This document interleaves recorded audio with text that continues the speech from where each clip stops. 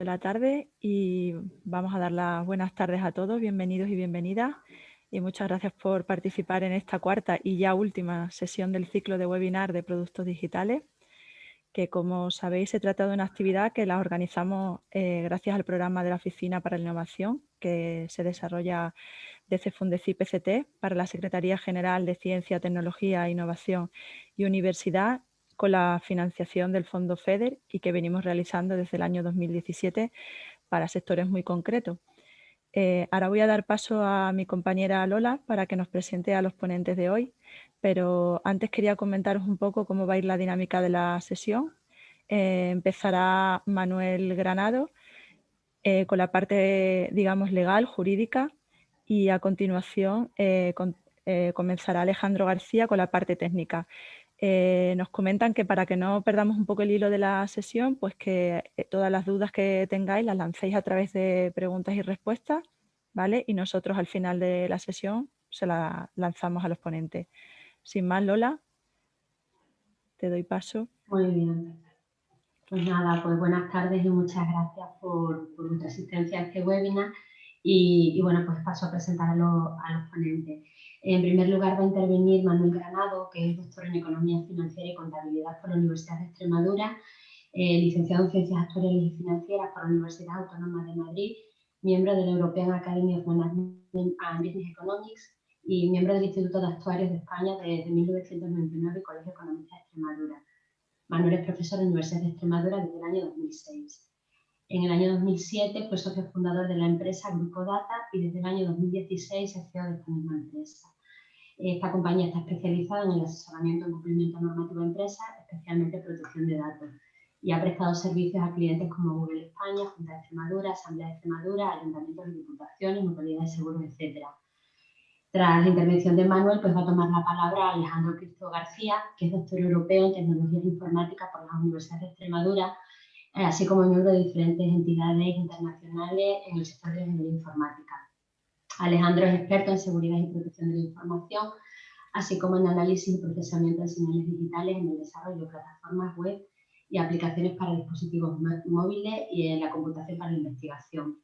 Alejandro es investigador y ha realizado estancias docentes y de investigación en diferentes centros europeos y desde el año 2015 es socio fundador y director de la empresa de desarrollo software y seguridad Himalaya Computing SL. Y pues nada, muchísimas gracias a los dos, Manuel y Alejandro, por acompañarnos en esta sesión y Manuel, cuando quieras, pues puedes comenzar tu presentación compartiendo pantalla, si te parece. Gracias. Perfecto. Muchas gracias, Lola. Muchas gracias, Eva. En primer lugar, buenas tardes a todos. Agradecer a Fundecid por invitarnos a participar en este ciclo de sesiones, ciclo de webinar, que, bueno, como iremos viendo a lo largo de la sesión, pues veremos que está muy a la orden del día los temas que vamos a tratar, ¿no? Mi parte se va a centrar fundamentalmente sobre todo desde un punto de vista jurídico. Es decir, lo que vamos a intentar poner encima de la mesa sin entrar en mucho detalle y mucho análisis va a ser lo que se refiere a cómo afecta a la normativa a la normativa de protección de datos al teletrabajo. Bien. En este sentido, yo creo que lo primero y fundamental para ver cómo afecta la protección de datos, o qué es esto de la protección de datos, o he oído hablar de esto de la protección de datos, ¿vale? Tenemos que partir de una base, y la base fundamental no es otra que la responsabilidad proactiva. ¿Y esto qué es de la responsabilidad proactiva? Seguramente lo habéis escuchado infinidad de veces, la responsabilidad proactiva.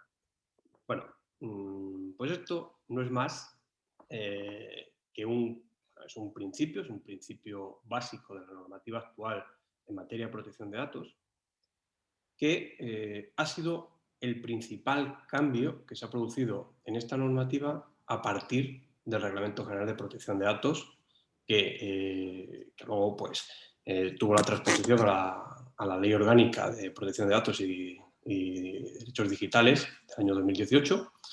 Pues sobre este cimiento se basa, y lo que tenemos que tener en cuenta que esta responsabilidad proactiva no es algo que, vale, que hacemos ahí y ya está, que tengo una serie de documentación que me dice que soy muy bueno y ya está. No, todo lo contrario. No hay que hacerlo, hay que demostrar que efectivamente se hace. Es un cambio de paradigma entre lo que era el derecho romano y el derecho anglosajón. El derecho romano, en el cual se basaba la anterior normativa, la anterior al 2015, esa normativa se basaba fundamentalmente en imposiciones. Nos decían, tienes que hacer esto, lo hago, tienes que hacer esto, esto y esto. Es decir, se establecían en función de una serie de, lo que se refiere a protección de datos, pues una serie de niveles o de categorías de esos datos, y en base a ellos pues se establecían una serie de acciones que se tenían que llevar a cabo. Y eran esas y ya está. Bien, ¿qué establece el principio de responsabilidad proactiva? Justo lo contrario. Lo que dice es, bueno, haz lo que quieras. Tú tienes que hacer lo que quieras. Ojo, pero tienes que tener en cuenta cuál es tu nivel de riesgo, tu exposición del riesgo en materia de protección de datos. Entonces, desde ese momento es donde cambia ese paradigma. Antes era, haces esto y ya está, y ahora pues hay que tener en cuenta esa responsabilidad proactiva. Es decir, hay que crear como una cultura corporativa en lo que se refiere a protección de datos. Es también otro concepto que seguramente habéis escuchado en algunas ocasiones, que es la protección de datos desde el diseño. ¿Y eso qué es? Bueno, pues eso es cuando vamos a hacer una herramienta, vamos a aplicar un nuevo proceso, vamos a aplicar pues nuevos procedimientos o lo que sea, tenemos que tener en cuenta si eso nuevo que vamos a hacer afecta de alguna forma a el tratamiento de datos. ¿Por qué? Porque a lo mejor somos tan buenos y hacemos una herramienta tecnológica estupenda y no esperamos hasta el final de que la tenemos hecha, pues cómo afecta eso a la protección de datos. Bueno, pues a lo mejor tenemos que cambiar, una vez que hemos invertido tiempo y dinero en el desarrollo de esa herramienta, tenemos que dar vuelta a marcha atrás para volver a tener en cuenta y no tirar, pero sí modificar gran parte del trabajo que hemos hecho, ¿no? Por tanto, este principio de responsabilidad proactiva es algo que tenemos que tener en cuenta desde el minuto cero a la hora de desarrollar cualquier cosa. Luego, seguiremos más adelante y veremos también, no solo el minuto cero, sino algo continuo. Es una línea que hay que tener como si tuviésemos a un policía ahí mirándonos detrás y decir, oye, protección de datos, oye, protección de datos. Es decir, la responsabilidad proactiva es sobre todo lo que se basa la actual normativa en materia de protección de datos. Bien, fijaos, en el artículo 24 del reglamento dice, bueno, pues teniendo en cuenta la naturaleza, el ámbito y el contexto y los fines de tratamiento, así como los riesgos de diversas probabilidades de gravedad para los derechos y libertades, bueno, pues se aplicarán medidas técnicas y organizativas. Es decir, está diciendo de forma muy ambigua lo que se tiene que hacer, aplicar medidas técnicas y organizativas. No se está entrando, al igual que la anterior normativa, en los puntos sobre los que hay que tratar en materia de protección de datos. No, lo dice todo muy ambiguo. Y lo único que dice, lo fundamental y otra gran diferencia respecto a la normativa anterior, es un análisis de riesgos. Es decir, ¿en qué consiste un análisis de riesgo? Bueno, pues desde el punto de vista de protección de datos, pues lo primero que tenemos que hacer es identificar todos los tratamientos que se efectúan, sus finalidades y demás. Segundo, identificar los riesgos que se derivan de estos. Pues a partir de los dos criterios básicos, principio de protección de datos, que se cumple, tenemos que tener en cuenta la integridad, disponibilidad, confidencialidad, minimización en el tratamiento, que los datos estén actualizados. Ese es un principio. Y el otro, pues que los derechos y libertades de los interesados no se ven afectados. Esos son los dos principios básicos sobre los que hay que trabajar. Tercero, hay que valorarlos con los posibles controles que pueda tener la empresa y ver el impacto que produce si se materializa ese riesgo. Bien, y por último, establecer una serie de propuestas, de medidas para reducir o mitigar el riesgo. Fijaos, antes de comenzar a realizar cualquier adaptación e implementación de la protección de datos, primero tenemos que ver qué nivel de exposición tiene cada empresa, cada entidad a esos riesgos. Y a partir de ese nivel de riesgos es cuando tenemos que empezar a trabajar e implementar las diferentes medidas. Y no vale para todos igual. Cada empresa en particular tendrá su riesgo, aunque sean muy parecidas, pero hay que hacerle un traje a medida en lo que se refiere a protección de datos. Bien, eso, fijaos, en el artículo 32, más o menos, del propio reglamento, es el único que de alguna manera establece una serie de medidas a tener en cuenta. Pero como veis, con muchísima falta de concreción. Como veis, pseudonimización y cifra de datos, capacidad de garantizar, capacidad de restaurar, etc. Pero no concreta nada. Son conceptos muy ambiguos. Por tanto, la exposición al riesgo, lo que tenemos que ver, es totalmente inevitable. La exposición que tenemos cualquier empresa, cualquier institución, es totalmente inevitable. En alguna sesión que teníamos, uno decía que la única forma de no tener exposición a ese riesgo era no trabajar en Internet. Claro, ¿qué empresa se concibe ahora que en sus procesos, en su día a día, no trabaja en Internet? Ninguna. Con lo cual, esa sería la única forma de poder evitar el riesgo. Y no del todo, porque luego también están los procesos de papeles y demás. Pero bueno, si dejamos de utilizar Internet, pues ahí sería la única forma de que el riesgo se minimizara bastante. También la digitalización de los procesos. Para ello, y reducir esa exposición, pues es lo fundamental. Entonces, tenemos que contar con unas medidas que nos permitan restaurar, primero, la información y evitar accesos no autorizados a esa información. Tenemos que tener un proceso que permita la mejora continua en el sistema que tenemos establecido. Por otro lado, puede que algunos os preguntéis que en caso de sea necesario esa pseudonimización. Bueno, pues por ejemplo, clínicas que prestan servicios sanitarios y tratan datos de categoría especial, pues estos datos gozan de especial protección. El acceso a esos datos por parte del profesional sanitario pues está legitimado, pero sería oportuno proteger esos expedientes mediante un código, y el personal que se encarga de la gestión administrativa pues no puede identificar al titular de ese expediente, sino pues se tendrían que hacer con unos procesos en paralelo que si se quiere identificar pues se apliquen esos procesos paralelos. Bueno, por ejemplo, otro, pues en cualquier expediente de estos, una vez terminado, pues que quedase bloqueado y exista otro proceso para la redefinición del titular. Fijaos, acabo de dar unas directrices básicas en el desarrollo de una aplicación sanitaria y estamos hablando desde el principio. A lo mejor hacemos una aplicación en el ámbito sanitario y el bloqueo de estos expedientes no los tenemos en cuenta hasta el final. Bueno, pues a lo mejor tenemos que volver otra vez al principio para aplicar medidas de este tipo, ¿no? Esto es un poco lo que más se podría parecer a la antigua normativa, pero que ni mucho menos, porque esto se establecen de forma muy ambigua.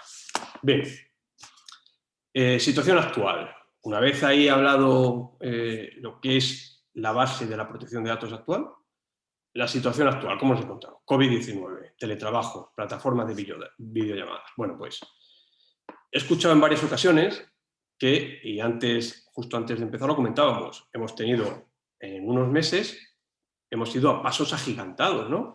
En algunos foros he escuchado que en lo que se refiere a digitalización hemos acortado el camino 5 años. Es decir, es como si estuviésemos ya en el 2025 desde el punto de vista tecnológico.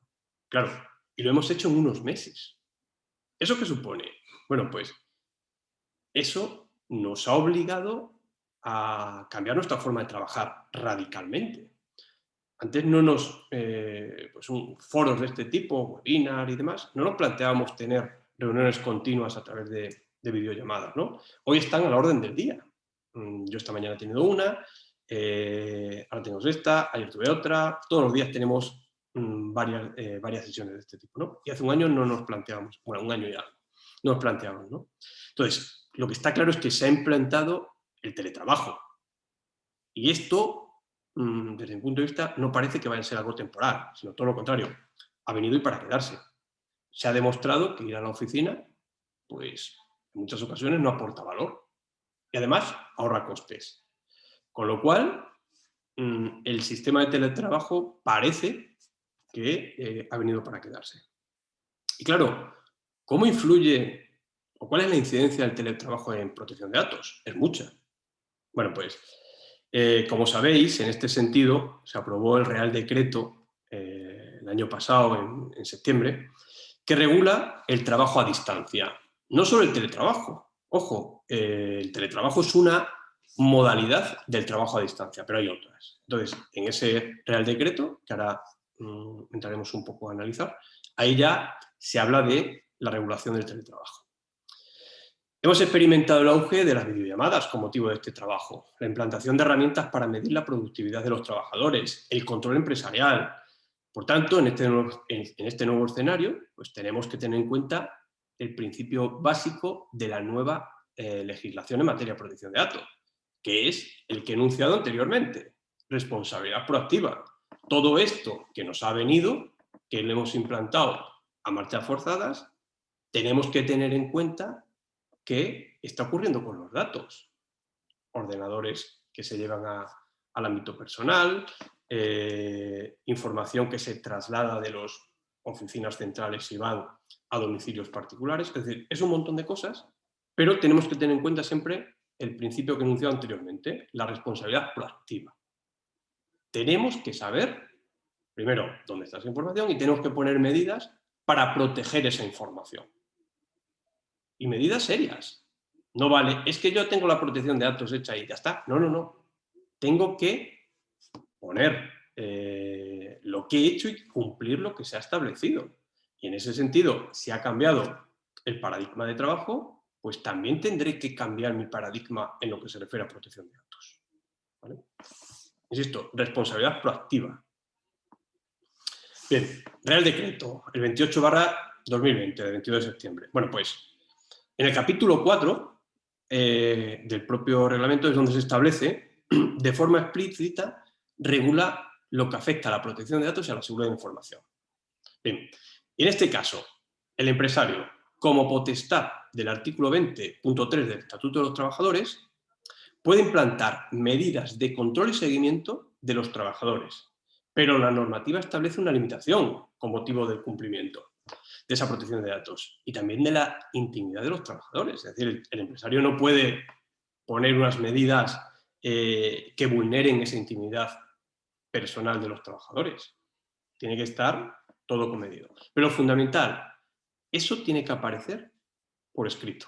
Es un acuerdo donde tiene que aparecer por escrito. En este caso, también se hace mención expresa a los derechos digitales que contempla la propia ley orgánica. Bien, como comentaba, pues este Real Decreto impone esa obligación de regular, mediante un acuerdo por escrito, ese trabajo a distancia, donde el contenido mínimo, que aparece ahí, mínimo y además básico y obligatorio, podríamos definirlo, se deben establecer las instrucciones que el empresario debe trasladar al empleado en materia de protección de datos, ya sea con identificación de medidas de seguridad, que luego me consta que, Alejandro, vamos a entrar en cosas de este tipo, más cacharrería y mucho más interesante que toda la normativa. Por ejemplo, acceso a dispositivos mediante claves, uso de navegadores seguros a la hora de operar en bancos, cierre de sesiones no permitiendo el acceso a otros convivientes. Son cosas tan obvias que a lo mejor no nos damos ni cuenta. Bueno, pues todo eso tiene que quedar regulado y el empresario tiene que establecer esas medidas concretas. También, otra medida que puede afectar la limitación del uso de dispositivos. Bueno, tengo el ordenador para uso de mis funciones laborales, pero no me puedo descargar una película con el ordenador portátil que me ha dejado la empresa. Son cosas obvias pero pasan. ¿Por qué? Me descargo una película, me entran una serie de virus, troyanos y demás, y eso lo que hacen es sacar toda la información que yo tengo dentro de mi ordenador a internet, tal, y luego surge lo que se conoce como brechas de seguridad. ¿Vale? Que fijaos, existe una guía de gestión de brechas de seguridad de la Agencia Española de Protección de Datos. Ahora luego definiré lo que es una brecha de seguridad. Y identificaban un alto porcentaje de esas brechas de seguridad que se producen es debido a errores humanos. Con lo cual, todo eso, esos principios que tenemos, esas directrices que tienen que quedar establecidas en un documento escrito entre empresario y trabajador, tienen que quedar perfectamente claras desde el principio. De aquí también pues hay que implementar, o hay que implantar lo que comentaba antes, en la entidad, esa cultura corporativa en materia de protección de datos y seguridad de la información, a través, sobre todo, de medidas de concienciación y formación. Muchas veces pensamos que eso de la protección de datos se lo ha inventado alguien para que 4 matados como yo vivamos de ellos. No, no es algo de eso. Bien. Otro punto sobre el que versa este Real Decreto, que también podría afectar al teletrabajo, es el derecho a la desconexión digital. Este derecho ya se reconocía en la Ley 3/2018 de 5 de diciembre, la Ley Orgánica de Protección de Datos y los Derechos Digitales. Ya aparecían enumerados allí los derechos digitales, ¿no? Pues al igual que al empresario se le reconoce la potestad de ese control, pues existe una limitación de esa potestad, ¿no? Y debe garantizar esa desconexión del trabajador una vez finalice su jornada. Una vez finalice su horario de trabajo, pues el empresario no podrá establecer medidas que le obliguen al trabajador pues, a hacer cosas dentro de ese horario que, digamos, es de descanso, ¿no? Con lo cual eso también aparece ahí regulado, ¿no? No se puede, y no puede tampoco poner medios que sean intrusivos para ese trabajador. Bien, otro punto sobre el que versa este Real Decreto es en el artículo 20, protección de datos y seguridad de la información. Lo fundamental de este artículo es que las instrucciones que han quedado detalladas en ese acuerdo que regula el trabajo a distancia sean implementadas y que el trabajador las cumpla todas y cada una de ellas. No vale cumplir algunas y otras no. Las tiene que cumplir todas. Y esas medidas se encuentran en continua actualización. Es decir, me retrotraigo a abril del año pasado, comenzamos todos en teletrabajo, seguramente nadie hizo un documento de esto porque del viernes al lunes todos estamos en teletrabajo, con lo cual nadie hizo ese tipo de documento, pero tenemos que ver lo que ha ido pasando, y lo que ha ido pasando es una continua actualización, pues, tanto de aplicaciones, de medidas, de infinidad de conceptos. Entonces, hay que estar en continua evolución. No es lo que se dijo en aquel momento y eso es lo que se tiene que seguir ejecutando, sino que tiene que estar modificándose paulatinamente. ¿De acuerdo? Bien, antes he enunciado el concepto de qué es una brecha de seguridad. Bueno, pues, ¿qué es una brecha de seguridad? El reglamento lo define como todas aquellas violaciones de la seguridad que ocasionen destrucción, práctica y demás. Bueno, al final es cualquier incidente de seguridad, cualquier incidente. Y como ya dije antes, según la guía de la agencia, en este sentido el gran porcentaje de brechas de seguridad son debidos a errores humanos. Por tanto, es necesaria esa concienciación y formación. Ahora veremos luego qué hay que hacer ante una brecha de seguridad, ¿no? Al final, una brecha de seguridad es pérdida de mi información, pérdida de control de mi información, por cualquier medio. Pero he perdido esa información. Y eso, pues, tiene sus consecuencias. Entonces, ¿qué hay que hacer? Bueno, pues, se habla de notificación de la brecha. Bien, pues el primer paso para saber si resulta obligatoria esa notificación de la brecha es determinar si ese incidente supone un riesgo para los derechos y libertades de los titulares de los mismos. Bueno, lo hemos determinado antes en el riesgo, ¿no? Cuando hablábamos de riesgo lo definíamos. Bueno, que con motivo de esta incidencia, pues los daños que ahí se identifican se produzcan. Si los datos que se filtran llevan, por ejemplo, pues datos de ideología y podría conllevar a un problema de discriminación o orientación sexual, pues evidentemente habría que notificar la brecha. Que se filtren las credenciales bancarias, ¿no? Y permitan un acceso no autorizado y por consiguiente sustracción de fondos, también habría que notificarla. Un daño a la reputación, pues se ocurre, por ejemplo, filtración de datos de morosidad, de delitos penales, etcétera, claro, que afectan directamente a la reputación personal, pues todo ese tipo de pérdida de control de esa información se consideraría una brecha de seguridad y, por tanto, habría que notificarla. ¿De acuerdo? Habría que notificarlas en ese sentido. Bien. Si hemos determinado que se deriva la necesidad de comunicación de esa brecha ante la autoridad, en este caso para España es la Agencia Española de Protección de Datos, pues, ¿quién lo hace? En un principio el responsable del tratamiento o el delegado de protección de datos. En su caso, no todas las empresas tienen delegado de protección de datos, pero si tienen, pues normalmente es el delegado de protección de datos quien hace esa notificación de la brecha, sino el responsable de ese tratamiento. Es decir, si es un autónomo que tiene un ordenador y no es delegado de protección de datos, el único responsable de esa notificación de la brecha, pues es ese autónomo que ha perdido esos datos. ¿Y cuál es el plazo? Bueno, pues 72 horas.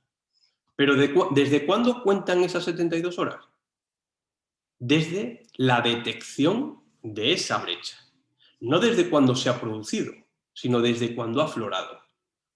Hace una semana puede ocurrir que yo haya perdido esa información, pero hasta hoy no me he dado cuenta que esa información la he perdido. Primero, si lo tengo que notificar, tendré que ver si afecta a los derechos fundamentales y demás, y luego tendré que iniciar el proceso de comunicación de esa brecha. No antes, ¿eh? No antes. Bien. ¿Y qué debe contener como mínimo, no? Pues como mínimo debe contener esos datos, es lo que establece la norma, como mínimo esos datos, ¿no? Los datos de contacto, descripción del incidente, posibles consecuencias, descripción de datos, resumen de medidas. En definitiva, no es tan importante la comunicación, sino las medidas que se establecen a partir de ese momento, para que incidentes de este tipo no vuelvan a producirse. Volvemos otra vez al principio de la presentación, principio de responsabilidad proactiva. Porque lo que no va a permitir no lo va a permitir, se va a cabrear y mucho, y no va a ser admisible por parte de la agencia, es que se comunique otra brecha por motivos similares o relacionados al que ya se comunicó. En ese caso, no va a ser simplemente esa comunicación, porque en ese caso la agencia iniciará un procedimiento de investigación de todo lo que afecta al sistema de protección de datos. Por tanto, ahí podemos tener un problema y serio. ¿Y si digo que no la voy a comunicar? Porque la agencia no se va a enterar. Yo soy un autónomo que vive en la Extremadura más profunda, la agencia no se va a enterar de esto. No es una buena medida por parte del responsable del tratamiento, ya que al no notificar esa brecha, con el pensamiento de que, bueno, no se va a notificar, si alguno de los perjudicados llegara a denunciarlo ante las fuerzas y cuerpos de seguridad del Estado, el procedimiento que se inicia es un procedimiento de traslado a la unidad de ciberdelincuencia y esta, a su vez, comunica a la agencia española este incidente de seguridad e inician la investigación del mismo. Con lo cual, ¿qué nos encontramos? No hemos comunicado, ha ido a los cuerpos de seguridad, unidad de ciberdelincuencia y comunicación a la agencia por parte de esa unidad. Con lo cual, ¿qué va a hacer la agencia en ese momento? Pues abrir un procedimiento. Y ahí pues podemos tener también algo, un procedimiento con esa inspección, y las consecuencias y sanciones pueden ser bastante interesantes. No es, ¿qué pasa si no comunico? No, no, no, no. Aquí las sanciones no es, si haces esto, conlleva una determinada sanción. No. Las sanciones se pueden llevar a cabo o se pueden cuantificar con muchas variables. No es solo la variable de no comunicado a esta brecha y demás. No, hay muchos aspectos que a tener en cuenta, con lo cual las sanciones aquí pueden ser sanciones bastante cuantiosas. ¿Y si no resulta obligatoria la comunicación de la agencia? Bueno, pues simplemente tendríamos que hacer el registro de este incidente, ¿no? Este incidente, que sí es obligatorio su registro, pero sería en un registro interno a disposición de la agencia en caso de que sea requerido, de que no lo requiera, ¿no? ¿Cuándo lo tenemos que hacer? Bueno, pues cuando no afecta a los puntos que hemos comentado anteriormente, a esos derechos pues, que puede tener el perjudicado, ¿no? Bien. Con motivo del auge del teletrabajo, que hemos estado comentando anteriormente, pues se ha producido un incremento de incidentes de seguridad y un auge en la ciberdelincuencia. Las plataformas tecnológicas, las aplicaciones gratuitas y todo esto, bueno, pues todo esto en estos últimos meses han sido pues un incremento importantísimo de este tipo de incidencias, ¿no? Bueno, ¿cómo se pueden determinar ese tipo de incidencias? Bueno, pues por intentos de acceso a plataformas corporativas por fuerza bruta.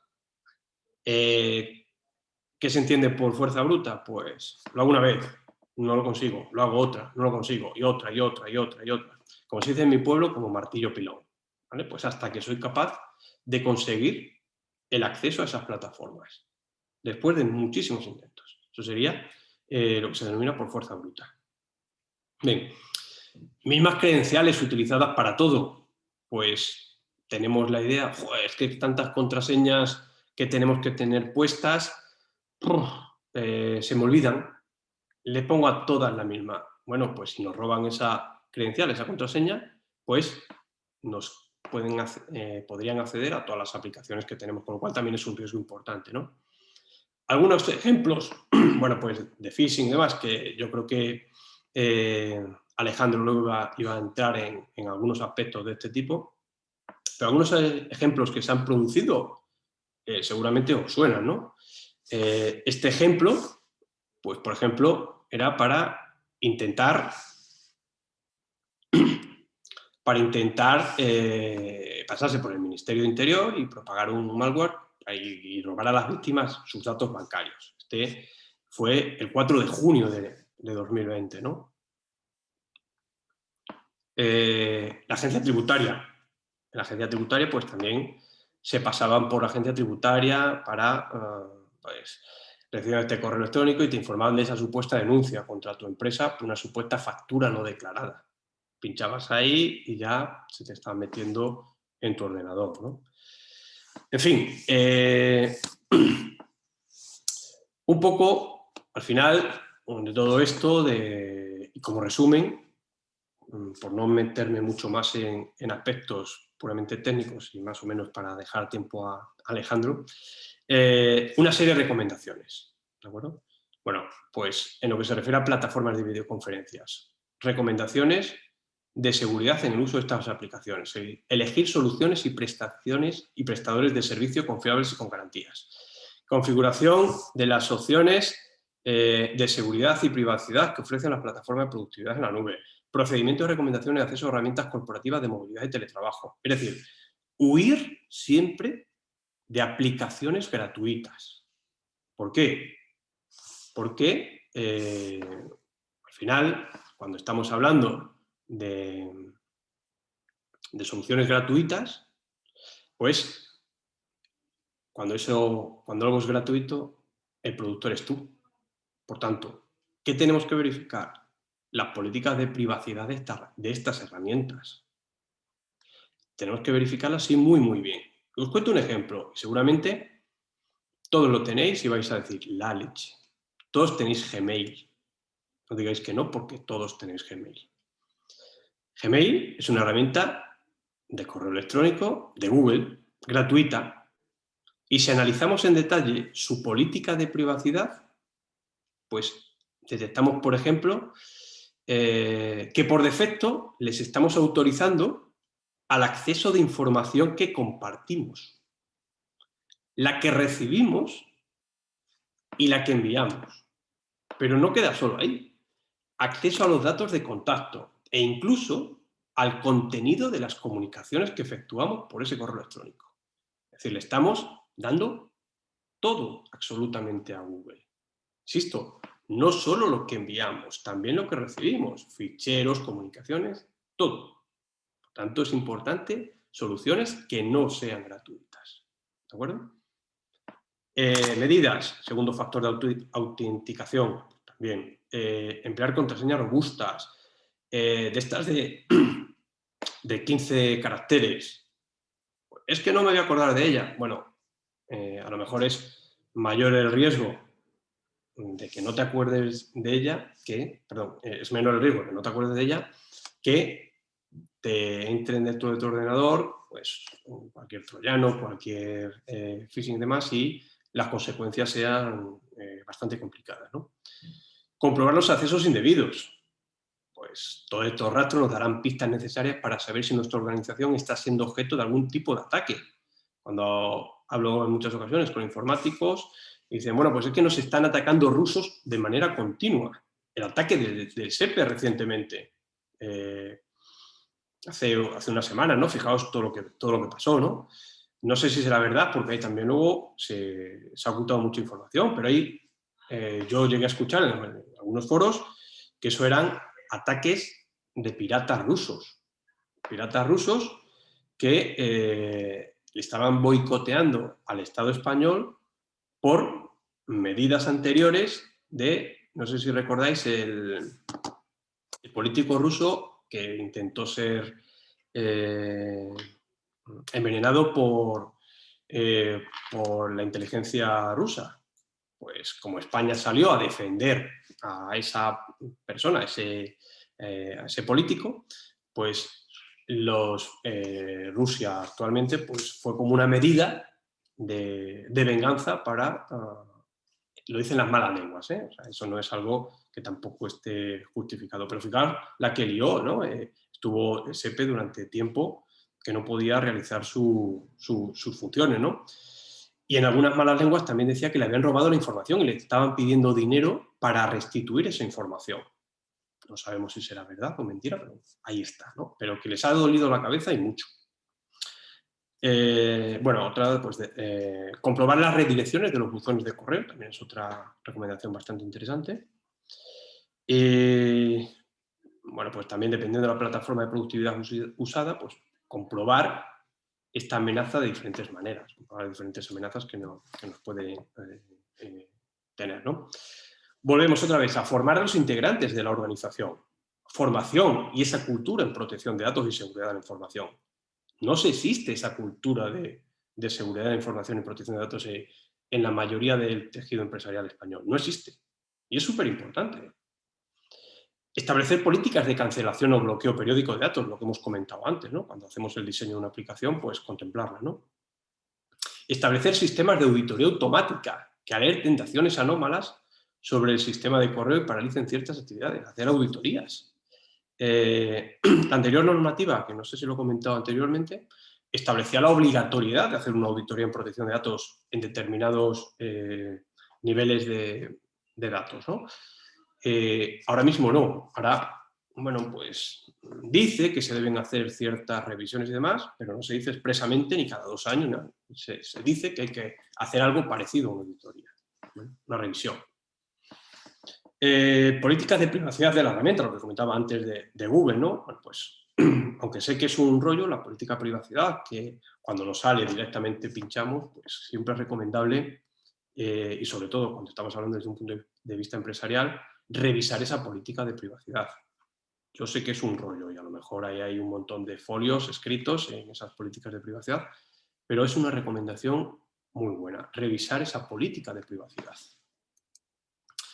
Bien, aquí os pongo una serie de... Esto no es nuestro, esto fue un informe de INCIBE, donde establece pues, diferentes herramientas que utilizamos, tanto con sus funcionalidades como seguridad y privacidad de todo ello, ¿no? Veis ahí pues, que algunas están bien y otras mal. Bueno, pues, algunas han tenido pues, agujeros, sobre todo al principio, porque lógicamente el boom y el desarrollo de este tipo de aplicaciones en los primeros meses de confinamiento pues fue tan brutal que ni ellos estaban preparados en muchas ocasiones y poco a poco pues fueron mejorando. El propio Zoom, ¿no? El propio Zoom sobre el que estamos ahora mismo trabajando, al principio pues tuvo algunos fugas de algunos agujeros de seguridad, pero luego al poco tiempo lo solucionaron, ¿no? No sé si habéis escuchado un poco las cifras de clientes que tenía Zoom, pero pasó de muy pocos a 200 millones de usuarios, algo así en cosa de un mes o 2 meses, o sea, una auténtica barbaridad, ¿no? Esto ellos mismos no estaban preparados para ello, ¿no? Y bueno, por mi parte, espero no haberos aburrido mucho con estas pinceladas en lo que se refiere a, insisto, es protección de datos y teletrabajo. No he querido entrar en mucho más detalle, pero bueno, tenéis ahí preguntas y respuestas y cualquier pregunta me la podéis hacer, lo respondemos aquí. O bien, si os surge alguna duda hoy, mañana, pasado, pues gustosamente ahí tenéis mi correo electrónico o teléfono info@grupodata.es. Decís que tenéis una duda, que habéis sido asistente a este webinar y gustosamente os contactaremos para intentar en la medida de lo posible solucionarla. Muchísimas gracias y me paso la palabra, no sé si a Eva, Alejandro. Muchas gracias, Manuel, por la sesión. De todas formas, Manuel, ya le pasaremos también a todos los asistentes la presentación, ¿vale? Y como se está grabando también, pues si alguien la quiere volver a ver o lo que sea, muchas gracias por prestarte para resolver las dudas. No le robo más tiempo, le paso la palabra a Alejandro para que nos hable un poco ahora de la parte técnica. Adelante cuando quiera. Gracias. Buenas, ahí voy a compartir la pantalla. Un segundito. A ver. ¿Me veis? ¿Se ve bien? No, no se ve nada. No se está viendo, ¿no? ¿No se ve? No. A ver. Ya que hemos hecho las pruebas. Las cosas del directo, Alejandro. A ver, ahora. No, le has vuelto a dar a la pizarra. Es que no me sale el PowerPoint ahora. Me sale Finder. Este es el Chrome, creo. ¿Lo tienes abierta la presentación? Porque esto no es, ¿no? No. Estos son los correos. Abre si quieres en tu ordenador y le dices compartir pantalla y te tiene que salir. Un segundito, voy a abrir de nuevo la presentación, ¿vale? Sí, vale. Es que no la he pillado. A ver. Vale, la tengo abierta.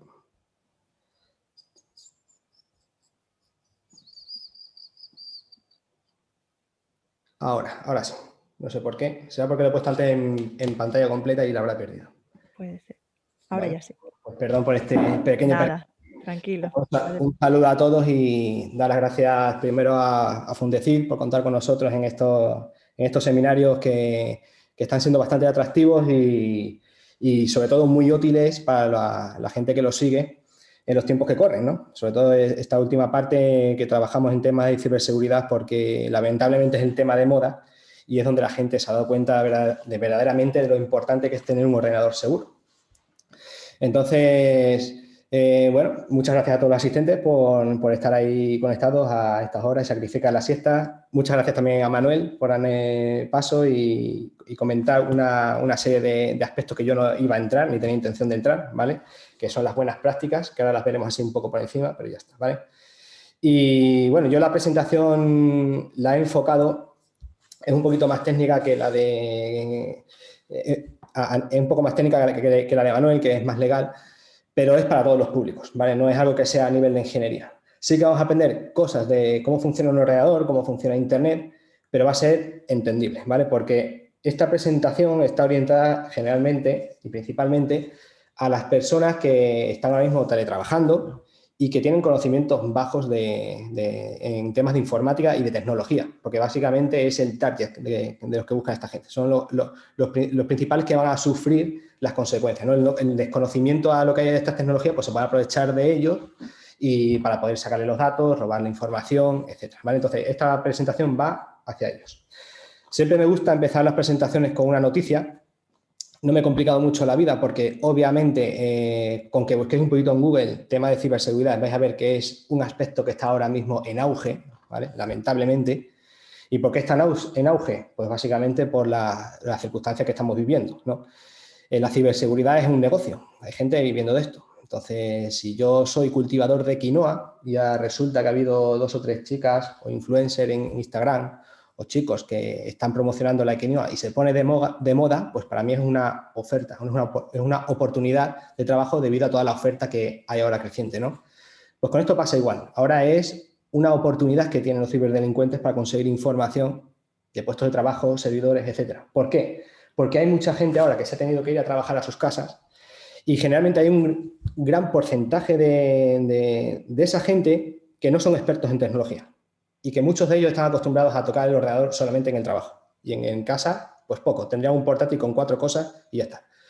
¿Qué pasa? Que ahora esta gente pues, está usando tipos de conexiones que no controlan, compartiendo documentos desde sus casas, bajo el respaldo de un servidor de un despacho o de unas oficinas. Entonces, para esta gente es una gran oportunidad ahora para poder obtener información, robar o hacer el mal directamente, ¿vale? Por eso ahora mismo estamos en auge. He puesto esta noticia un poco de la Interpol, un poco justificativa, pero vamos, ya veis que esto no es algo que sea un secreto y básicamente todos los periódicos se están haciendo eco de ello todos los días.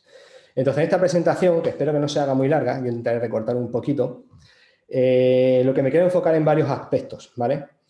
Primero una serie de recomendaciones y después vamos a ir a esas recomendaciones, pero de una manera un poco más técnica, ¿vale?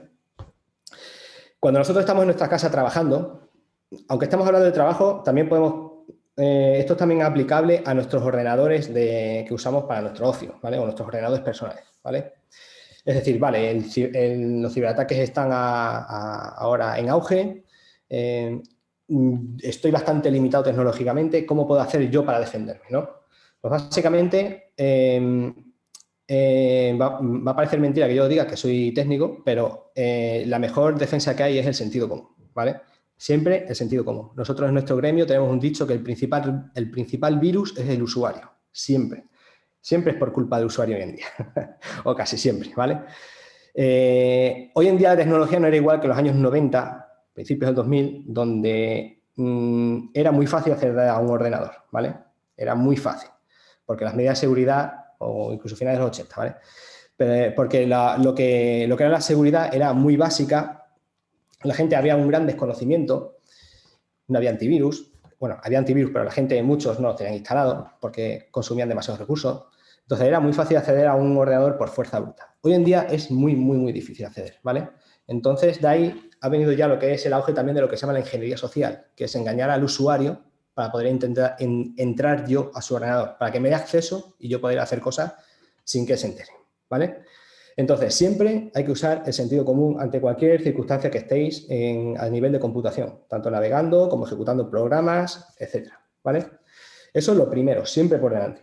Y después, a partir de ahí, podemos usar una serie de herramientas que nos pueden ayudar en el análisis y la monitorización, ¿vale? Que son las que voy a contar yo un poquito en esta charla, es decir, un poco de herramientas que podéis utilizar para hacer una monitorización simple de vuestra red o de vuestro ordenador, ¿vale? Y ver qué es lo que pasa, si tengo algo o no tengo algo, ¿vale? Algo a nivel de muy usuario. No hace falta que seas un doctorado en informático para hacerlo, ¿vale? Y después, sobre todo aquí, que es como un pequeño manual de buenas prácticas que lo ha resumido perfectamente Manuel y en el cual yo no iba a entrar porque podéis encontrar esa información en cualquier sitio y básicamente pues usando muchas veces el sentido común pues se puede llegar a ello, ¿vale? Entonces yo que me quería ser un poquito más técnico y centrarnos únicamente en esta parte de aquí, que es la más compleja de entender después si no hay nadie que te lo explique, ¿vale?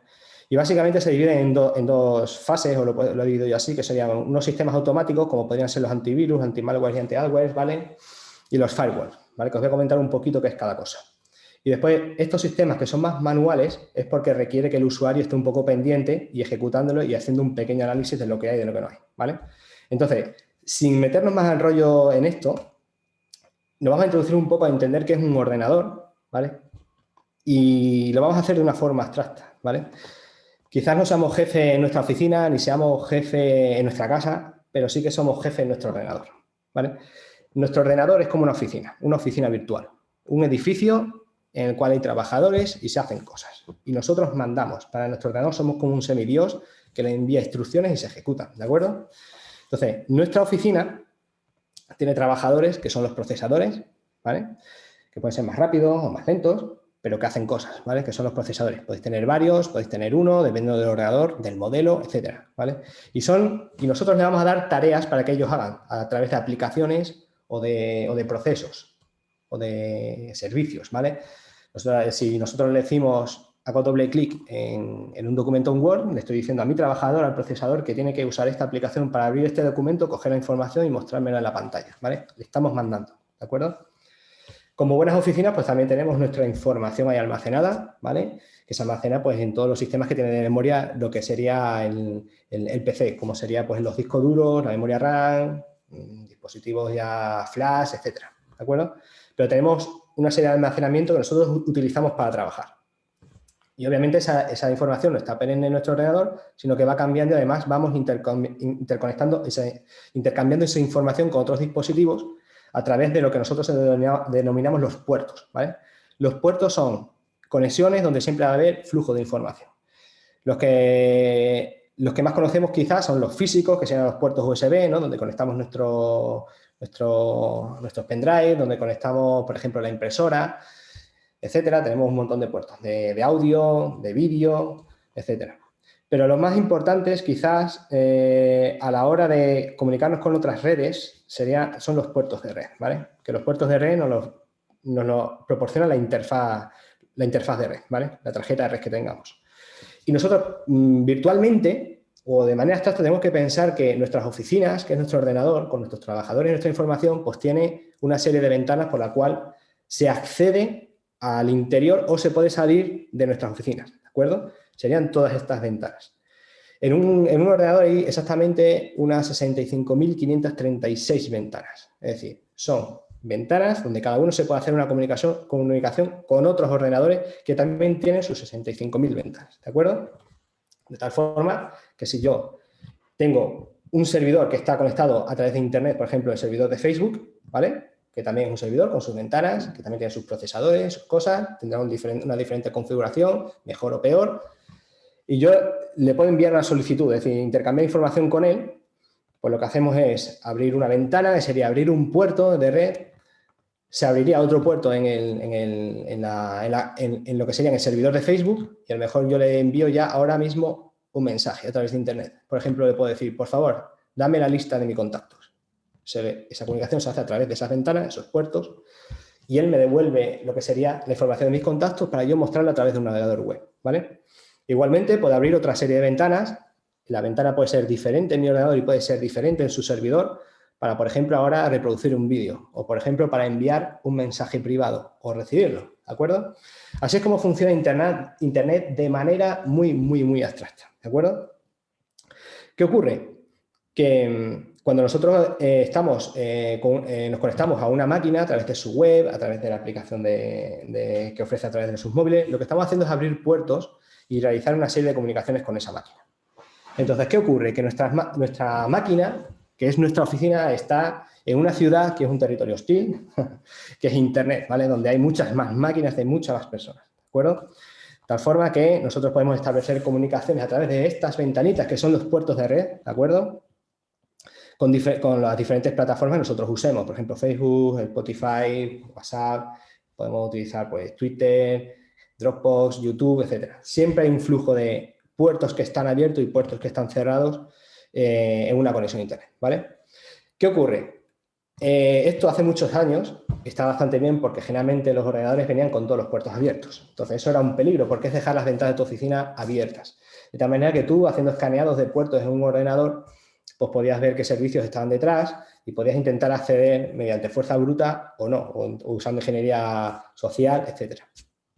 Entonces, ¿qué es lo más cómodo? Pues decir, a ver, si yo tengo mis puertas abiertas, mis ventanas abiertas, lo que voy a hacer es que esas 65.000 puertas las vamos a poner un ladrillo y las vamos a cerrar todas, ¿vale? Y eso es lo que hace un firewall, que seguramente lo hayáis escuchado muchas veces el firewall y nunca habéis reconocido cuál función tiene. Pues el firewall lo que hace es cerrar todos esos puertos, de tal manera que si ahora viene alguien e intenta acceder por fuerza bruta a nuestro ordenador, pues no puede, ¿de acuerdo? Solamente se abren los puertos cuando se va a hacer una conexión y después se cierran, ¿vale? Obviamente, servidores pues necesitan tener puertos abiertos de manera constante, ¿vale? Pero bueno, ahí ya entramos en unas políticas que gente experta pues tiene que intentar evitar que se ataquen a esos puertos, ¿de acuerdo? Y básicamente eso es lo que haría un firewall dentro de nuestro sistema operativo, pero también hay firewalls que se compran, que son dispositivos que se ponen pues, entre tu router y tu red, por ejemplo, de tal manera que hay gente que compra firewalls aparte, que son maquinitas que se ponen aquí y que filtran también el tráfico. Y a su vez también el router también tiene un firewall que lo que hace es que también cierra las conexiones para que no intenten evitar, para evitar que entren a nuestros dispositivos a través de estos puertos, ¿de acuerdo? ¿Dónde se encuentra esa configuración? Y es la que tenéis siempre que mirar. En Windows, con que pongáis en el buscador firewall, ¿vale? Es como muro de fuego en inglés. Os vais a encontrar una pantalla como esta, en la cual si le dais a activar y desactivar el firewall de Windows Defender, ¿vale? Pues tenéis que tener activada siempre en las dos modalidades, que generalmente Windows lo que hace es que intenta detectar, cuando tú conectas un dispositivo a una red, te pregunta si es una red pública o una red privada porque la trata de manera diferente, ¿vale? Si estáis en casa, pues generalmente le dais a red privada, pero si estáis esperando en una estación de autobuses, pues una red pública, porque es más restrictivo, ¿vale? Entonces, en las dos modalidades activáis el firewall y ya está, ¿de acuerdo? Eso sería el concepto de firewall, pero ahora tenemos el concepto de antivirus y siempre hay que tener un antivirus, ¿vale? Siempre. Después el que vosotros que elijáis, pues ya depende de vuestra decisión y del rendimiento que os pueda dar, ¿vale? ¿Por qué? Porque lo que hacen es detectar y eliminar el malware, ¿vale? Aunque se llama antivirus, a mí me gusta más llamarlo anti-malware, porque los virus es una rama del malware, ¿vale? Los virus son un tipo de ejecutables que se reproducen a través de copiar su código en otros ficheros, ¿vale? Pero después hay muchos tipos más de malware, ¿vale?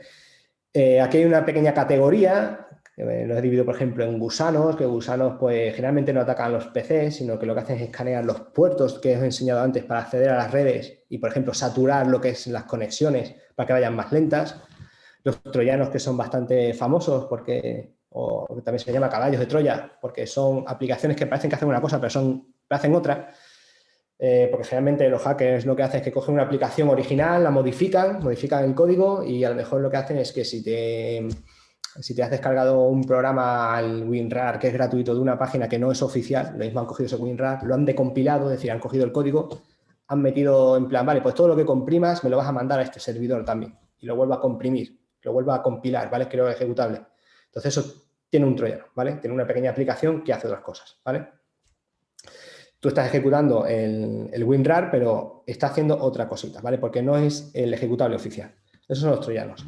Después tenemos también, por ejemplo, spyware, el adware, que lo que hacen es espiar al usuario, coger datos sin que él se entere, el adware, que muestra publicidad, el ransomware, que ahora es bastante famosa, que lo que te hace es, pues, te cifra el ordenador, es decir, lo que hace es cifrar todos tus ficheros y pedirte un rescate.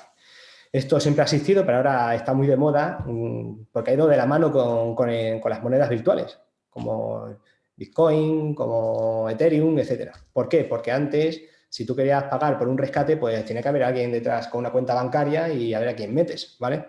Pero, sin embargo, ahora con la moneda virtual, las cuentas pueden ser anónimas. Entonces, tú solamente tienes que meter tantos Bitcoin en una cuenta que nadie sabe de quién es y entonces, digamos que esto también ha potenciado mucho este tipo de malware, ¿vale? También hay otros como, por ejemplo, los rootkits, ¿vale? Que son los que más sudamos, los que nos encargamos de esto. Son muy difíciles de programar, pero se integran tanto en el sistema operativo que muchas veces la única opción es formatear entero, ¿vale? Así que, bueno, como veis, hay muchísimas modalidades, hay diferente malware que coge varios aspectos de varias modalidades, ¿vale? Entonces siempre es necesario tener un antivirus que intente evitar que este tipo de ejecutable entre en nuestro ordenador, ¿de acuerdo? ¿Cómo funciona un antivirus? Pues un antivirus, el funcionamiento que tiene es muy básico, ¿vale? Generalmente tienen una base de datos en la que reconocen todos los tipos de virus que se van dando de alta. Es decir, si hoy sale un virus nuevo, pues a lo mejor tarda un par de horas en detectarse y darse de alta, ¿vale? Pero ya ha infectado a gente. Se actualiza la base de datos y toda la gente actualiza sus computadoras con esa base de datos de tal forma que si a ti te entra ya reconoce el antivirus que ese es el virus que ha infectado hace 2 horas y entonces ya lo bloquea. Por eso es muy, muy importante siempre tener antivirus actualizado. Siempre, porque siempre van a ser los últimos los primeros que van a tener lo que es la codificación de un virus, ¿vale? Generalmente, como funcionan con bases de datos, los antivirus se pueden romper con bastante facilidad, ¿vale? Es decir, si tú haces un virus específico y trabajas y solamente lo metes en 3 o 4 personas, los antivirus generalmente no lo van a encontrar. Entonces, ¿qué ocurre? Que aunque yo tenga un antivirus, tampoco me puede salvar de que alguien me ataque porque ha ido a por mí directamente, ¿vale? Sí que me puede salvar de virus genéricos que lo que hacen es propagarse por la red intentando pillar a todo el que pueda. Pero si alguien programa un virus para mí, es muy difícil que el antivirus lo pille, ¿vale? Porque no está en su base de datos, es algo que han hecho para mí, ¿vale? Si sois tan importantes como para que haya alguien que gaste dinero en contratar a alguien que haga eso, pues os felicito porque tenéis una empresa potente, ¿vale?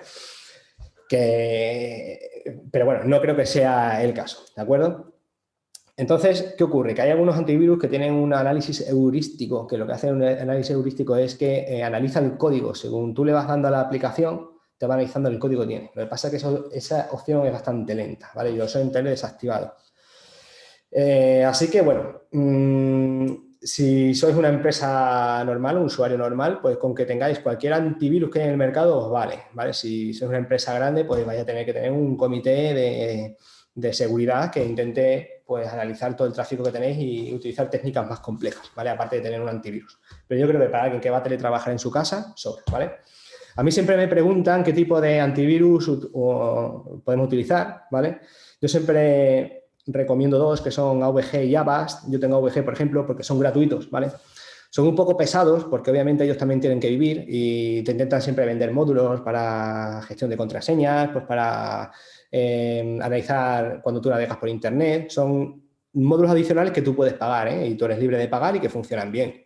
Pero con tener el antivirus gratuito sin ningún módulo ya te hace lo que es un análisis y una prevención bastante buena, ¿de acuerdo?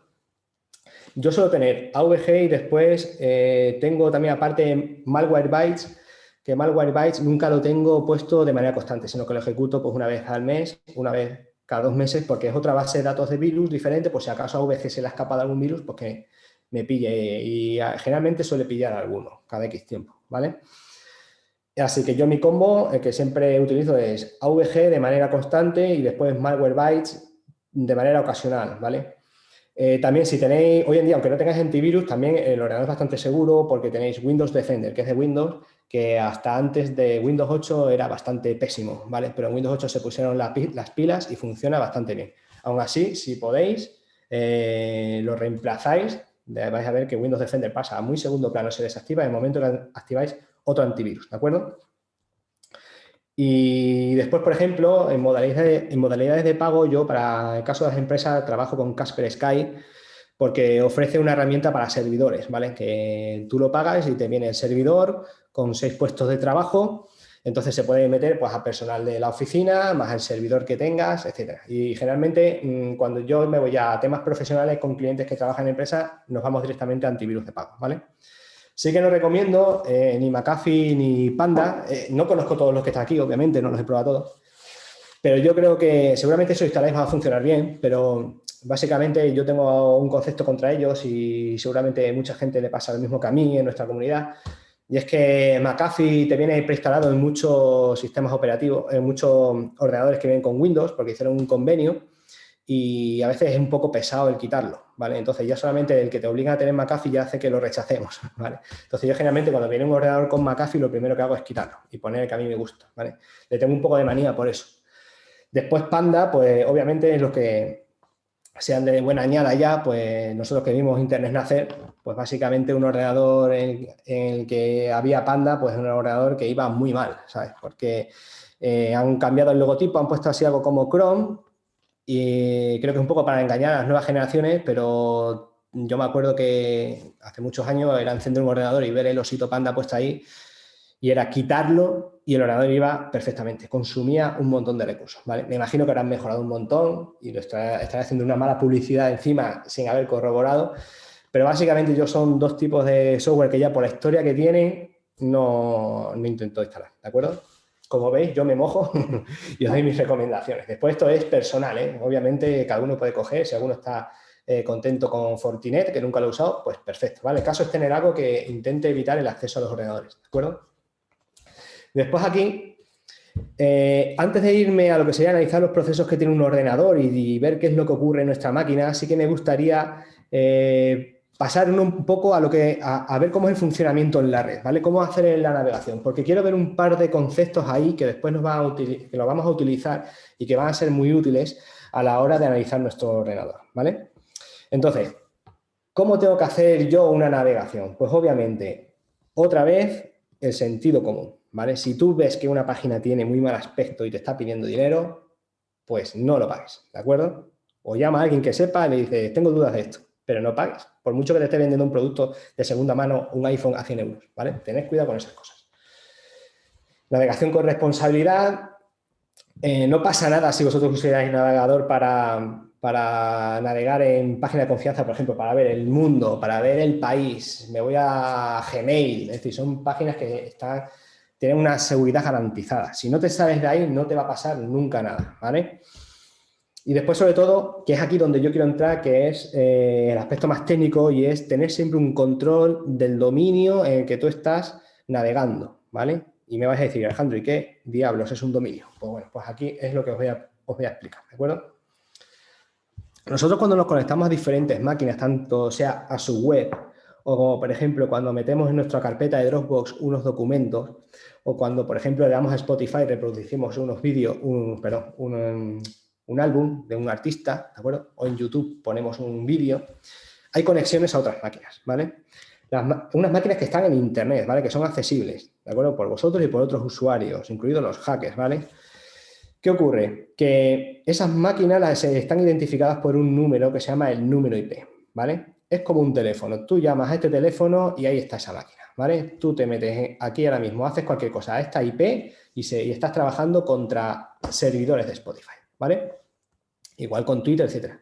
¿Qué ocurre? Que es muy difícil aprenderte esos números. Yo no puedo coger y decir, bueno, me voy a meter en Facebook, venga, me voy a meter en el navegador y voy a poner 31.13.83.36, porque necesitaríamos un libro, una agenda y volveríamos a los años 60, 70, 80, donde teníamos apuntados todos los teléfonos de nuestros amigos en una agenda, ¿vale? Y hoy en día eso ya no se hace. Hoy en día tenemos nuestros contactos metidos en el teléfono, nuestro dispositivo y todos los números, pues yo me sé el mío de milagro, pero yo me acuerdo cuando me lo dieron, me tenía guardado como contacto para poder darlo, porque yo no me acordaba del número, ¿vale? Entonces, esto es exactamente igual.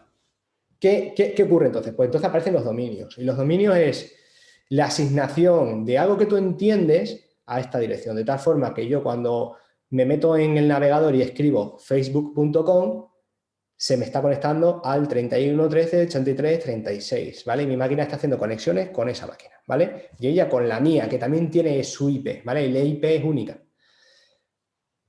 Por ahora, ¿vale? En verdad es un concepto un poco más amplio y más abstracto, pero por ahora nos va a quedar con que la IP es única, ¿de acuerdo? Es única para los usuarios y a mí se me identifica por esa IP, ¿de acuerdo? Entonces, él sabe quién soy yo y me manda información a mi IP, ¿vale?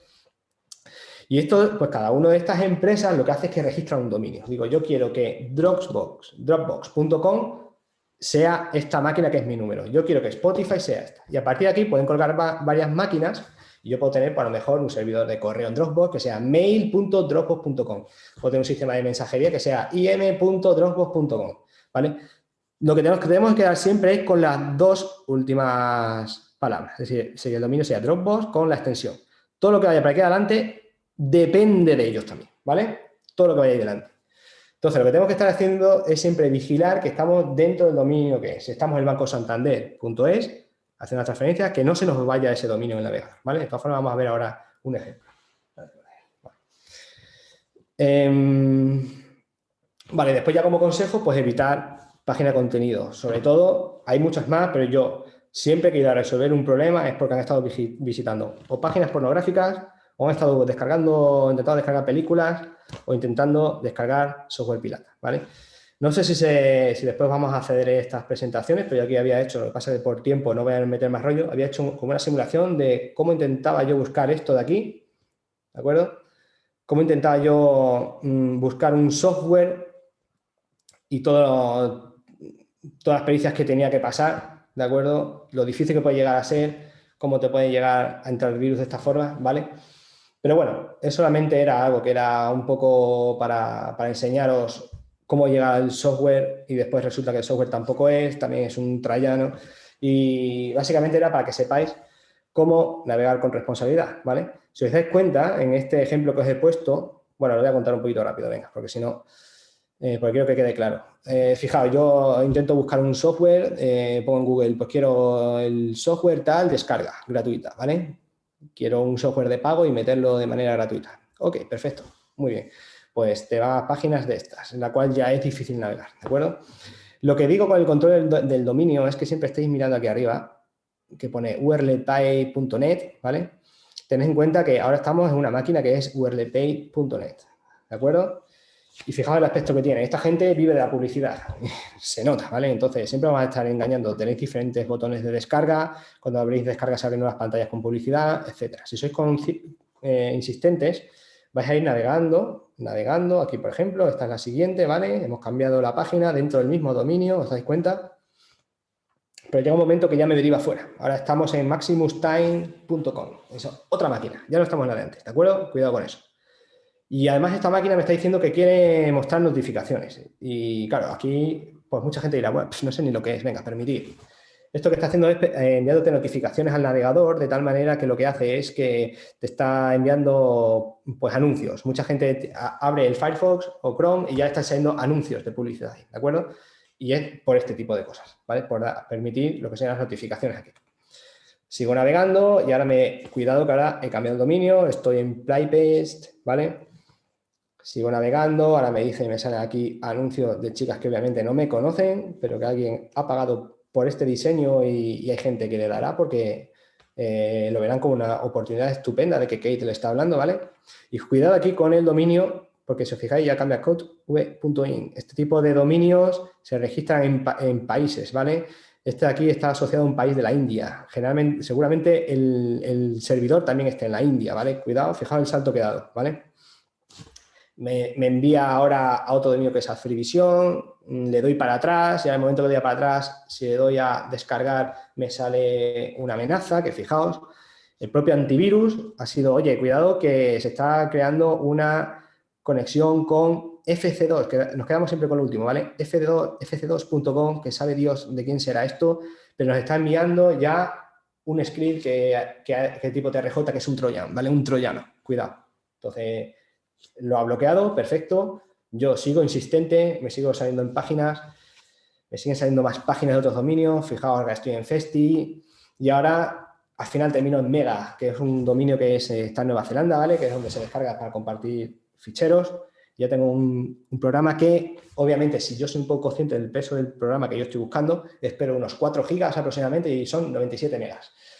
¿Qué quiere decir esto? Que no es ese programa ni para atrás. Entonces, yo me lo descargo y seguramente al ejecutar me encuentre pues que es un troyano o un programa que intenta infectar mi ordenador, ¿vale? Esto es un poco para que veáis la conciencia de que tengáis cuidado a la hora de navegar por Internet. No perder nunca de vista el dominio en el que estáis y sobre todo intentar no ver ni pornografía, ni descargar software pirata, ni ver películas online, etcétera, porque se valen de esto, ¿vale? Y generalmente la gente que no sabe utilizar este tipo manejar este tipo de tecnología, pues es la que suele caer, ¿de acuerdo? Yo había preparado también, lo que pasa que... Alejandro, disculpa un segundo, ¿vale? Vamos a avisar solamente que vamos a lanzar el cuestionario de satisfacción y Perfecto. Continúa, ¿de acuerdo? Gracias. Vale, ¿continúa ahora o...? Sí, continúa. Lo vamos a lanzar en pantalla y que los espectadores lo vayan complementando. Vale, voy a enseñar una cosa una técnica de phishing online, ¿vale? Vale. Digo porque voy a quitar la presentación, a ver si después volvemos a ella. Vale. Entonces, voy a dejar de compartir. Vale. A ver, yo esta mañana, en un momentito, lo que he hecho ha sido, a ver, que lo tengo por aquí. Crear una suplantación de identidad. Es que esto... Un segundito, porque no me coge bien los procesos. A ver, lo voy a hacer, si no... Porque ahora, por ejemplo, el Chrome no me aparece. No sé qué ha pasado. Que a lo mejor al compartir... Vale. Un segundito. Dame 10 segunditos que estoy cerrando Chrome. Lo voy a volver a abrir. Tranquilo. Me está saliendo... Yo lo cierro, ¿no? El cuestionario. Sí, quítalo de ahí. Vale. No, olvídate. Luego ya me pongo buena... No puedes. Está prohibido que voten los panelistas. A ver si ahora sale... Al compartir la pantalla, a ver si sale... Aquí está, Chrome. Vale. Fijaos qué página, ¿vale? Esta es una página en la que todo es muy familiar para todos, ¿no? En la página de Gmail, donde yo puedo poner mis correos, mi correo electrónico para poder acceder y ver todo lo que es la bandeja de entrada, ¿no? Pero hay algo raro aquí, no sé si lo detectáis, y es que aunque parezca que sea Google, no es Google. ¿Dónde veis eso? Pues lo veis aquí, arriba, en el dominio. ¿Os dais cuenta que no pone google.com, no pone himalayac.com? Que, oye, es mi servidor, ¿eh?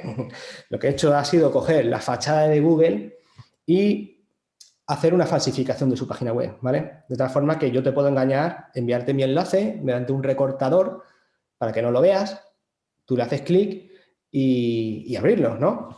Esto obviamente no está funcional, no puedo acceder a los correos de la gente porque no es un... Yo no tengo acceso al servidor de Google. Pero yo puedo intentar pillarte la contraseña, porque ahora yo estos botones los puedo programar. Entonces yo puedo darle aquí, escribir, darle a siguiente, escribir tu contraseña y todo esto que estás metiendo yo lo puedo meter en una base de datos mía, ¿vale? Y entonces ya tengo tu usuario y contraseña. Después ya me iré tranquilamente, cuando yo quiera, a Google, acceder a tus cuentas de correo electrónico, ¿de acuerdo? Fijaos, si yo quisiera ver el mundo arder ahora mismo, podría buscar la lista de los 11 millones de usuarios que han sido filtrados de Facebook. Bueno, son muchos más, pero 11 millones de españoles.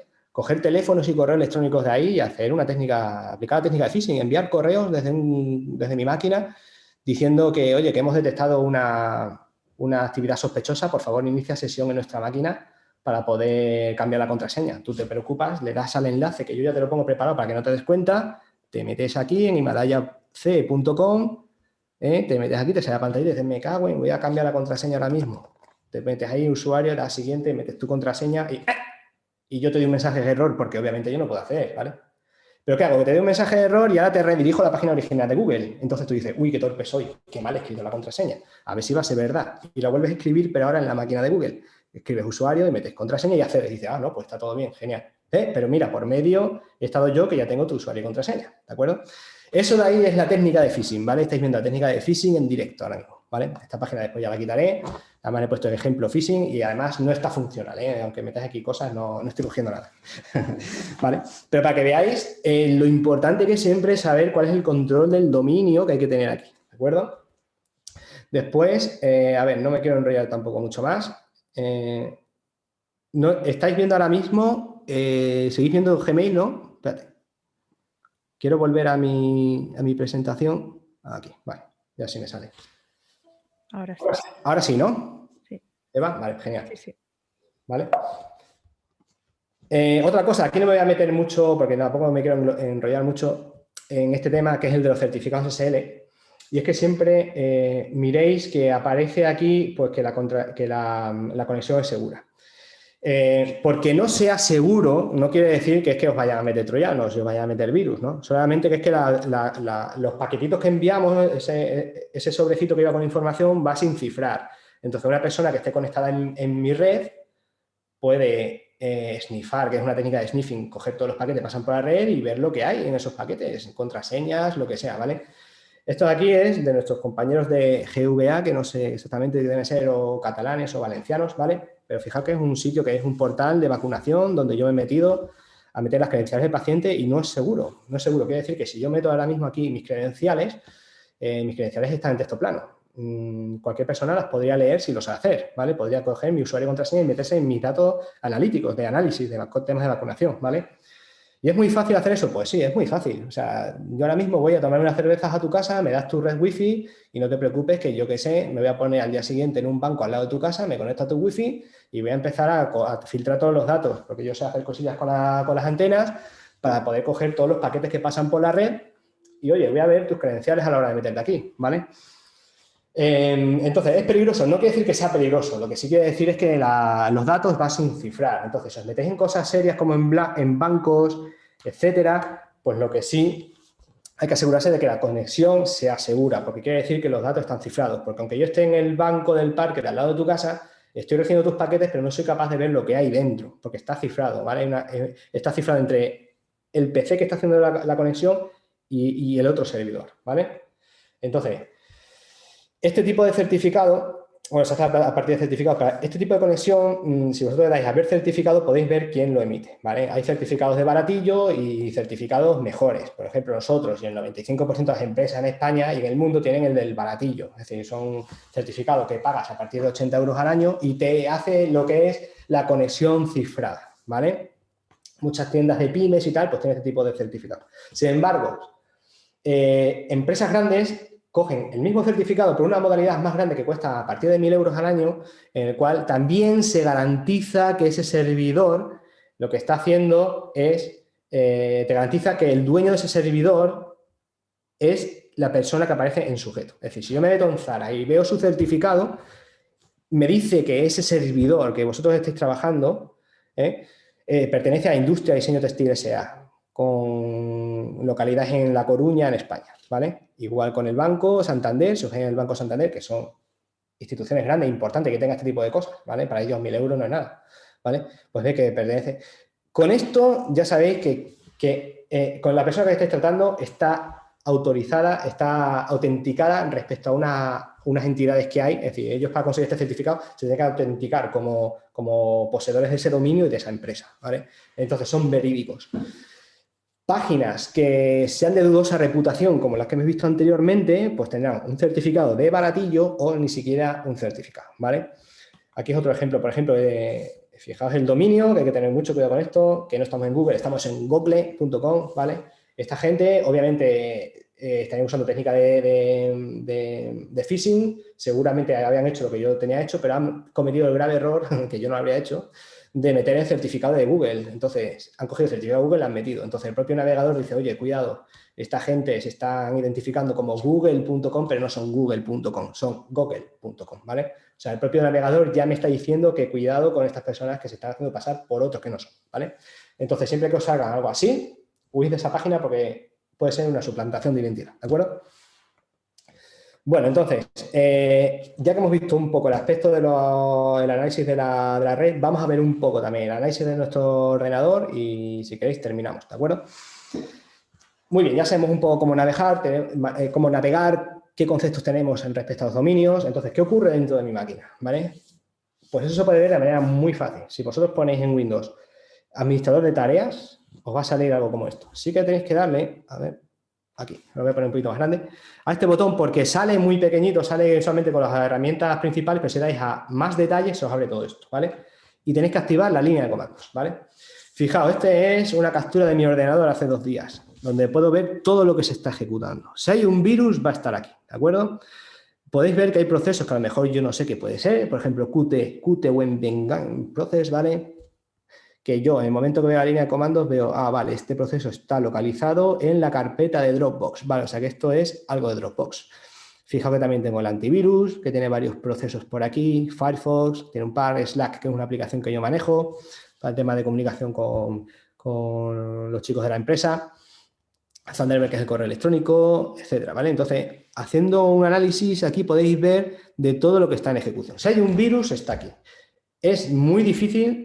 Se puede hacer, pero es muy difícil que un virus no aparezca aquí, ¿vale? ¿De acuerdo? Entonces, lo primero que tenéis que hacer cuando el ordenador os va mal, ver qué es lo que se está ejecutando y cerrarlo.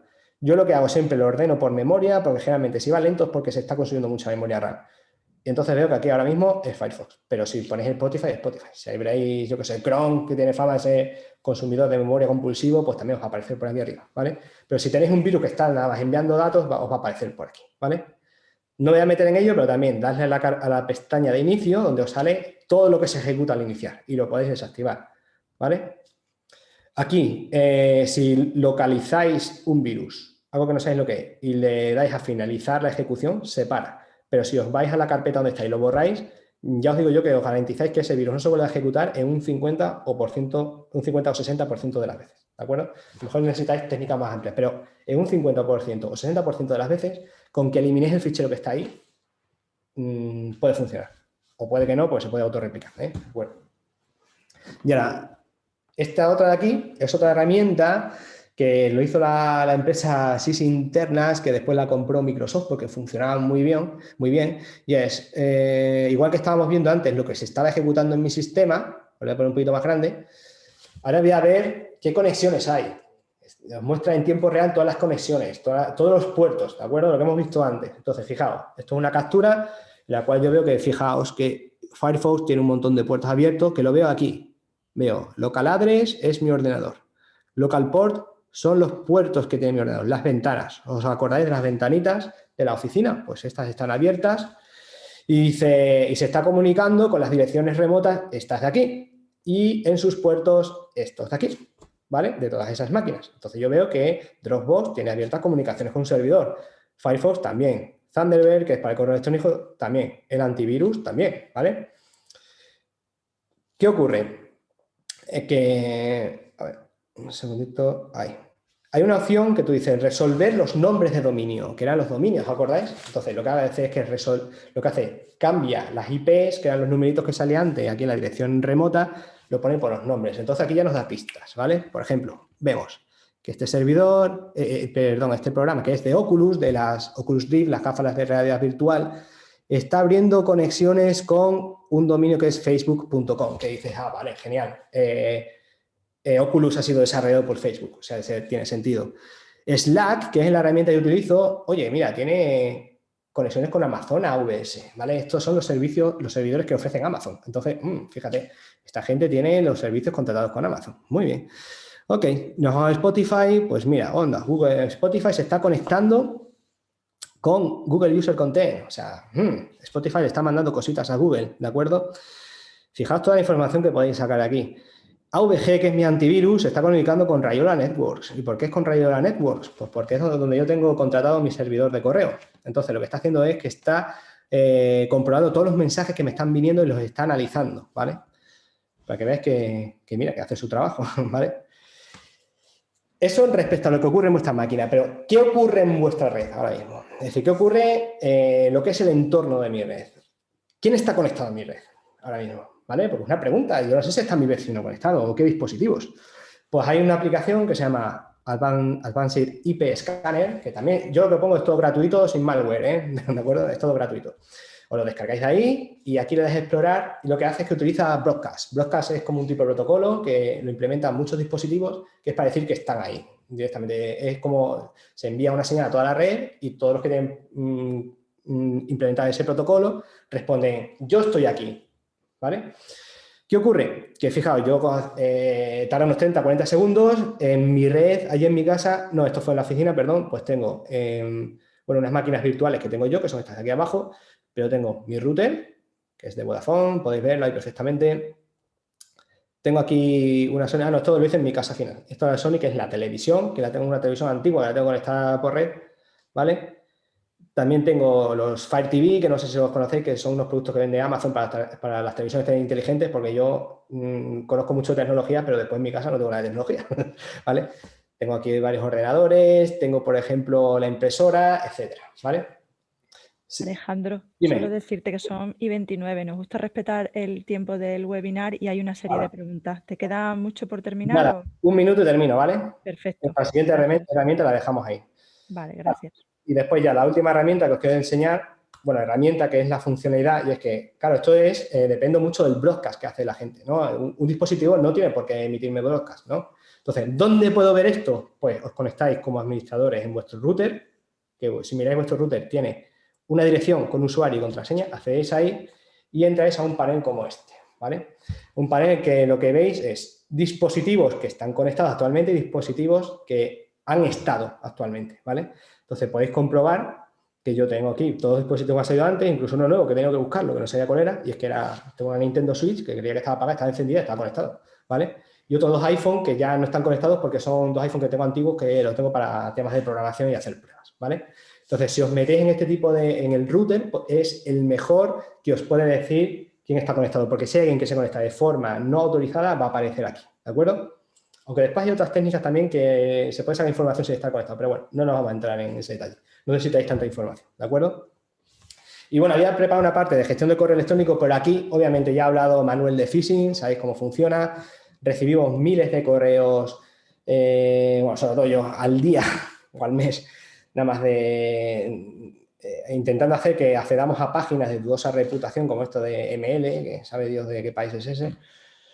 Y lo único que sí que os digo es que cuando recibáis los correos electrónicos, sí que sigáis igual que hacéis con la web, ¿vale? Enviéis un poco lo que son los dominios, ¿veis? Aquí tenéis un domain license.com, aquí tenéis Harold Break GQ, que esto era de Guinea Ecuatorial, lo he buscado antes, entonces fijaos un poco de dónde puede venir esa máquina. Más bien porque si recibís un correo del Banco Santander, ya sabéis que el Banco Santander tiene el dominio de bancosantander.es. Y aquí va a ser diferente. Lo mismo cambian una E por un 3, pero va a ser diferente. Nunca fiéis, ¿vale? Porque para que aparezca aquí, ese dominio tiene que estar en esa máquina, ¿de acuerdo? En el Banco Santander. Si no, no va a aparecer, ¿de acuerdo? Entonces, bueno, esto de aquí es un tema que podemos estar un día entero hablando. Puede haber una carrera de ingeniería entera solamente a temas de ciberseguridad, pero básicamente lo quiero cortar ya aquí. Si tenéis alguna duda, pues la podemos explicar en más detalle. Podéis contactar conmigo si queréis. Esto es un poco el resumen del principio, porque básicamente son como las conclusiones y siempre quedarnos con la parte del sentido común, que es lo importante, ¿vale? Siempre usad la cabeza antes de caer. Si os ponen un iPhone a 100 euros, pues ya es raro de entrada, ¿no? Desconfías de eso. Y básicamente aquí lo dejamos. Muchas gracias por la atención y ya sabéis que si tenéis alguna pregunta, espero no haber sido muy técnico, muy alto, lo he intentado hacer para que sea bastante entendible por la gente, así que Muchas gracias, Alejandro. a vosotros. Mira, vamos a pasar a las preguntas. Van dirigidas, entiendo que a los dos, ¿vale? Empezamos con la primera. Javier Muñoz, que aunque se ha ido, pero bueno, lo dejamos grabado por si acaso Vale, lo puede escuchar y si no se le pasa por correo. Comenta que no tener programas originales, que entiende que puede facilitar los ciberataques. por supuesto, porque fijaos qué truco, ¿eh? Yo, imaginaos lo que he hecho antes, he buscado un software. Vamos a poner, por ejemplo, yo qué sé, Photoshop, ¿vale? Yo descargo Photoshop pirata. ¿Qué ocurre? Que las instrucciones te dicen que para hacerlo pirata ha tenido que ir alguien, coger el ejecutable y modificarlo para que no haga las conexiones a los servidores de Adobe, ¿vale? Entonces ya eso de entrada ya está modificado ese ejecutable.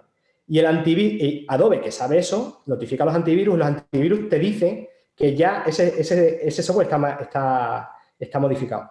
¿Qué ocurre? Que las instrucciones te dicen que lo primero que tienes que hacer es desactivar el antivirus, porque obviamente la aplicación va a aparecer con un virus cuando no lo es, porque han cortado las conexiones, está modificado. Pero ¿qué ocurre? Que a lo mejor yo que soy Alejandro, cojo ese software, también lo modifico y digo, vale, funciona muy bien porque únicamente corta los puertos de conexión. Pero ahora lo que voy a hacer yo es que todo lo que tú abras, todas las imágenes que hagas en Photoshop me lo vas a mandar a mi servidor y lo remodifico y lo subo a mi página web. ¿Qué ocurre? Que ahora viene la gente a mi página web, en las instrucciones dicen que desactiven el antivirus, obviamente, tiene que desactivar el antivirus, es un crack, no lo van a desactivar, y están ejecutando mi software, ¿vale? Está ejecutando, entonces, ¿qué ocurre? Que cada vez que ejecutan el Photoshop, no se está conectando a Adobe, pero también se está conectando a mis máquinas, ¿vale? Y me está enviando todo lo que yo quiera, depende de la programación que yo me he metido, ¿vale? Por eso es muy peligroso siempre el software pirata. Y tened siempre en cuenta que si hay software pirata, alguien ha tenido la molestia de sentarse, de compilar, estudiar el código, modificarlo, volverlo a compilar, subirlo, y eso se paga, ¿vale? Eso se paga.